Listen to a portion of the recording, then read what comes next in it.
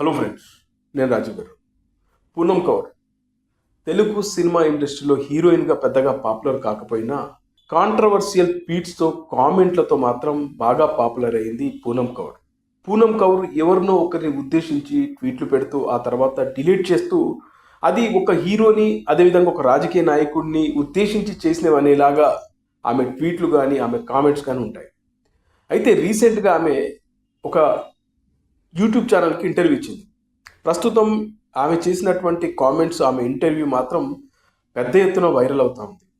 అయితే ఈ వీడియోలో ఆమె గత కొన్నాళ్ళ నుంచి తనకు జరిగినటువంటి అన్యాయాలు ఇవి అని చెప్పి ఆమె ఈ ఇంటర్వ్యూ చెప్పడం జరిగింది. ముఖ్యంగా కడపకు సంబంధించినటువంటి కొంతమంది రౌడీలు వచ్చి, ఓ రాజకీయ పార్టీ అండదండలున్నటువంటి ఆ రౌడీలు వచ్చి, ఓ స్టార్ హీరో కమ్ రాజకీయ నాయకుడి గురించి నువ్వు మాట్లాడాలి, ఆయన గురించి కొన్ని విషయాలు చెప్పాలి, అంటే తప్పుడు సమాచారాన్ని జనాల్లోకి పంపించాలి, దానికి తగ్గట్టు నీకు డబ్బిస్తాం, పదవులు ఇస్తామని ఆశ పెట్టారని చెప్పి ఆమె ఇందులో కామెంట్ చేయడం జరిగింది. ఆ స్టార్ హీరో కమ్ రాజకీయ నాయకుడు ఎవరు అంటే మనకి ఈజీగా అర్థమైపోతుంది. పవన్ కళ్యాణ్ గురించి కొంతమంది వ్యక్తులు తనను బెదిరించారు. పవన్ కళ్యాణ్ గురించి నువ్వు కొన్ని ఆరోపణలు, కొన్ని అసత్యాలని ప్రచారం చేయాలి, దానికి మేము డబ్బు ఇస్తాం, పదవులు ఇస్తామని ఆశ పెట్టారు. నేను దానికి ఒప్పుకోకపోవడంతో మానసికంగా వేధించారు. అంతేకాకుండా తనకు సంబంధించిన న్యూడ్ వీడియోస్ని తయారు చేసి సోషల్ మీడియాలో పోస్ట్ చేస్తామని బెదిరించారు, మానసికంగా వేధించారు. అలాగే పోసాని కృష్ణమురళి చేసిన కామెంట్స్ పైన కూడా ఆమె మాట్లాడింది. మీ అందరికి తెలిసిందే, పోసాని కృష్ణమురళి ప్రెస్ మీట్ పెట్టి ఓ పంజాబీ గుడియా అని చెప్తూనే పూనం కౌర్ పేరెత్తి ఆమెకు పవన్ కళ్యాణ్ అన్యాయం చేశాడు, కడుపు చేశాడు, అదేవిధంగా ఆమె నోరు విప్పకుండా 5 కోట్ల రూపాయలు ఇచ్చి సెటిల్ చేసుకున్నాడు, ఆమె ఆత్మహత్యకు కూడా పాల్పడింది అనే విధంగా ఆ రోజున పోసాని కృష్ణమురళి చాలా దారుణమైన కామెంట్ చేయడం, ఆ తర్వాత ఆమె పెళ్లి ఆగిపోయిందని, ఆ తర్వాత తన తల్లికి హార్ట్ అటాక్ వచ్చిందని, ఇలా ఈమె ఈ ఒక యూట్యూబ్ ఛానల్కి ఇచ్చినటువంటి ఇంటర్వ్యూలో చెప్పడం జరిగింది. పూనం కౌర్ ఇప్పుడే ఆ విషయాన్ని ఎందుకు బయట పెట్టింది, గతంలో ఎందుకు చెప్పలేదు అంటే, ఆ రాజకీయ పార్టీ తనను భయపెట్టారు, చంపేస్తారని బెదిరించారు, న్యూడ్ ఫోటోల్ని, వీడియోల్ని క్రియేట్ చేసి యూట్యూబ్లో కానీ సోషల్ మీడియాలో పోస్ట్ చేస్తామని భయపెట్టడం వల్ల నేను నిజాలు చెప్పలేకపోయానని చెప్పేసి ఆమె చెప్పింది. సినిమా స్టార్ కమ్ రాజకీయ నాయకుని ఇబ్బంది పెట్టేలాగా, అతని రాజకీయ భవిష్యత్తును ఇబ్బంది పెట్టేలాగా ఈమె ద్వారా ఆ రాజకీయ పార్టీ పావులు కదిపింది. కానీ పూనం కౌర్ ఎక్కడ కూడా వాళ్ళకు లొంగపోవడంతో వాళ్ళు అనుకున్నదైతే జరగలేదు. అయితే ఈ పూనం కౌర్ సంబంధించినటువంటి ఇష్యూ సోషల్ మీడియాలో కానీ మెయిన్ స్ట్రీమ్ మీడియాలో నానడానికి ముఖ్య కారణం కత్తి మహేష్ ఇష్యూ జరిగినప్పుడు. కత్తి మహేష్ను ఉద్దేశించి ఈ పూనం కౌర్ ఒక ట్వీట్ చేసింది.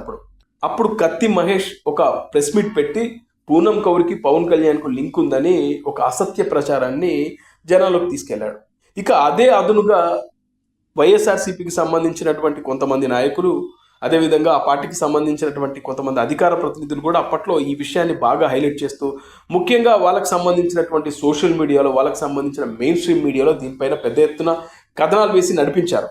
ఆ తర్వాత 2019 ఎన్నికలకు ముందు చూస్తే పవన్ కళ్యాణ్ గారిని ఉద్దేశించి త్రివిక్రమ్ శ్రీనివాస్తో పూనం కౌర్ మాట్లాడినట్టుగా ఒక ఆడియోని క్రియేట్ చేసి అది యూట్యూబ్లో వదిలి, సోషల్ మీడియాలో వదిలి పెద్ద ఎత్తున దాన్ని వైరల్ చేశారు. కానీ వాస్తవానికి ఆమెకు తెలుగు అంతగా రాదు అని చెప్పి నా ఛానల్లో నేను వీడియో పెట్టాను. ఆమెకు అంత తెలుగు అంత స్పష్టంగా మాట్లాడలేదు. ఇప్పుడు కొంచెం బెటర్గా మాట్లాడుతుంది, కానీ అప్పుడైతే అంత స్పష్టంగా మాట్లాడలేదు. ఇది అబద్ధం, పచ్చి అబద్ధం, ఆమె వాయిస్ కాదు అని చెప్పేసి నేను కూడా ఆ వీడియోలో చెప్పడం జరిగింది. అది ఫేక్ ఆడియో అది ఆ రోజున. అయితే అట్లా వైఎస్ఆర్సీపీకి సంబంధించినటువంటి మూకలు కావాలని పవన్ కళ్యాణ్ని టార్గెట్ చేసుకొని ఈ పూనం కౌర్తో పవన్ కళ్యాణ్కి లింక్ ఉంది, దీన్ని హైలైట్ చేద్దామని చెప్పేసి పెద్ద ఎత్తున, అంటే రాజకీయంగా లబ్ధి పొందుదామని చాలా ప్రయత్నాలు చేశారు ఆ రోజున. కానీ వాళ్ళ పప్పులు ఉడకలేదు.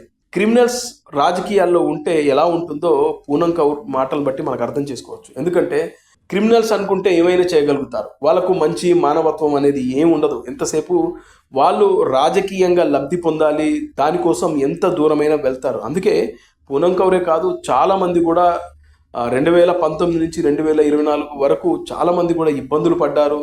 ముఖ్యంగా సినిమా ఇండస్ట్రీకి సంబంధించిన చాలామంది కూడా ఇబ్బంది పడ్డారు. ఎందుకంటే వీళ్ళకు భయపడి వీళ్ళ గురించి ఏమైనా వాస్తవాలు బయట పెడదామా అంటే వాళ్ళని ఏం చేస్తారన్న భయంతో ఆ రోజున చాలామంది భయపడ్డారు. అందులో పూనం కౌర్ కూడా ఒక బాధితురాలే. అందుకే ఇవాళ అసలు విషయం బయట పెట్టే కన్నా ముందే ఆ విషయాలను నువ్వు బయట పెట్టుంటే ఇవాళ ఎంత బాగుండేది.